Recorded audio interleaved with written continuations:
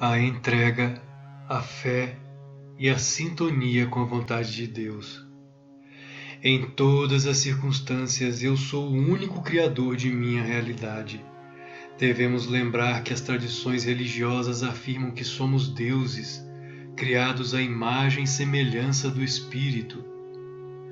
Tanto no cristianismo quanto no hinduísmo, no budismo e até mesmo na antiga Grécia, se analisarmos sob o ponto de vista esotérico destas civilizações e tradições religiosas, o homem sempre foi o centro, o templo de Deus, como afirmam os Shastras indianos. E o próprio Paulo apóstolo, em uma de suas cartas aos Coríntios: então não sabeis que sois o templo de Deus e que o Espírito de Deus habita em vós? 1 Coríntios, capítulo 3, versículo 16. Sobre a vontade de Deus e a vontade humana. A vontade de Deus não pode ser contrária à vontade humana. Por quê? Se a vontade de Deus fosse contrária à vontade do ser humano, Ele não nos daria o livre-arbítrio para, por meio de nossos pensamentos e atitudes, contrariarmos a vontade dele. Ele não pode ser contrariado porque está além da dualidade deste mundo. Este mundo é apenas um sonho sem realidade fundamental. Os santos em Samadhi ou superconsciência perceberam isso.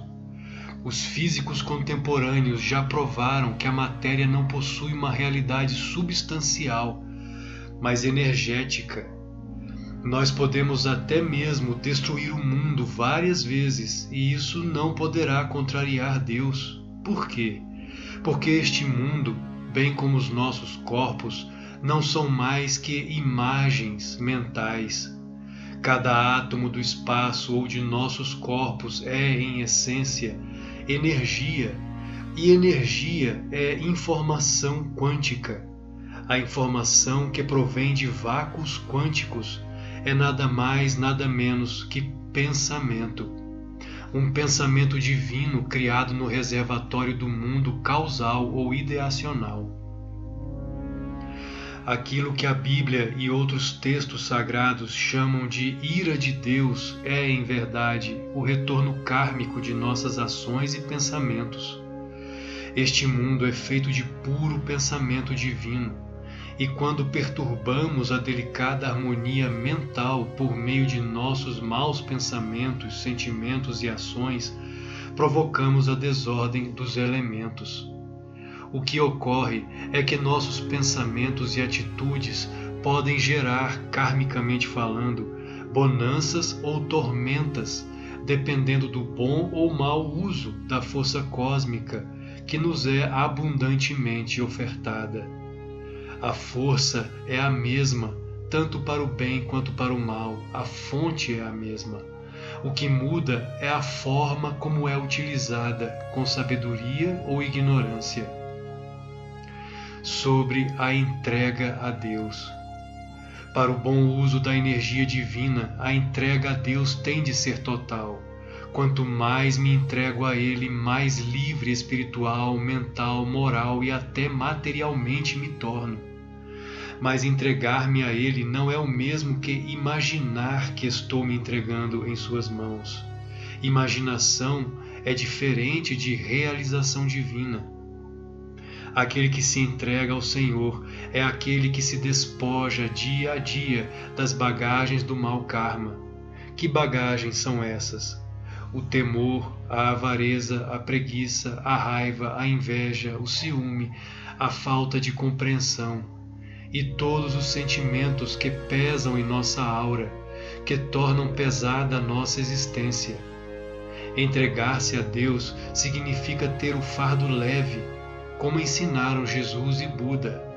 Não há autêntica entrega sem autêntica humildade de alma e coração. As ferramentas de autoentrega e a fé. A oração e a meditação profunda e diária, aliadas à autoanálise, constituem as ferramentas de autoentrega, de entrega ao eu maior. Quanto mais submerjo em Deus, em meu interior, mais me entrego a Ele. Isso sim é confiar, isso é fé. Fé não é mera crença, não basta dizer eu creio, isso é muito pouco. Os demônios também creem e tremem. Fé significa autorrealização. O homem e a mulher de fé são aqueles que sentem borbulhar em seu íntimo a paz imorredoura, invencível, indestrutível, conquistada pela meditação. Existem graus de realização divina.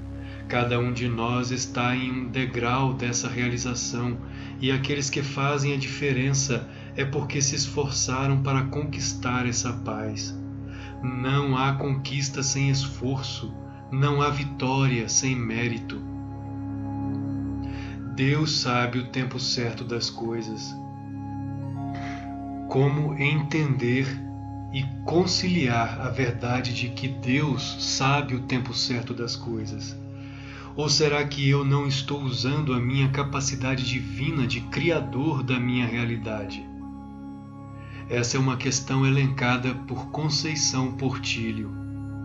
Se compreendermos que tudo no universo funciona de dentro para fora, assim como o botão de rosa que desabrocha, compreenderemos também que o tempo de Deus é o nosso tempo e que as leis funcionam de acordo com o momento do desabrochar interno.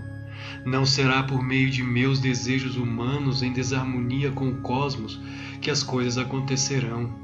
Tudo acontecerá quando eu menos esperar, quando internamente estiver desprendido, desapegado. O universo não trabalha para satisfazer as minhas vontades, mas para aperfeiçoar a minha alma.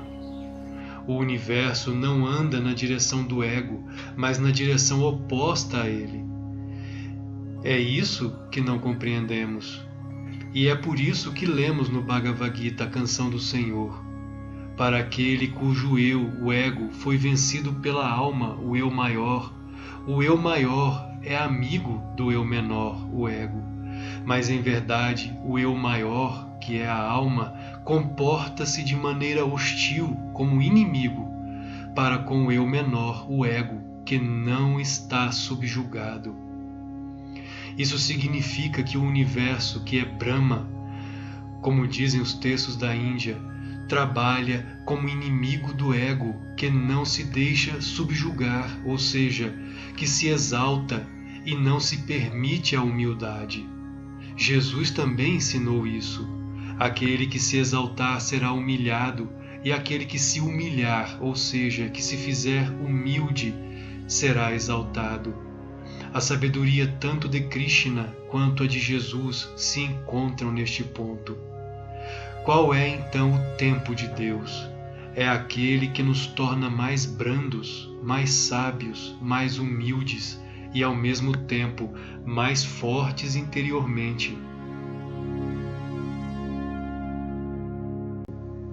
Devemos ser interiormente como o aço flexível e inquebrável, ou como o bambuzal, que apesar das investidas do vento furioso, curva-se com sabedoria e desta forma permanece incólume, permanece de pé, apesar de todas as adversidades.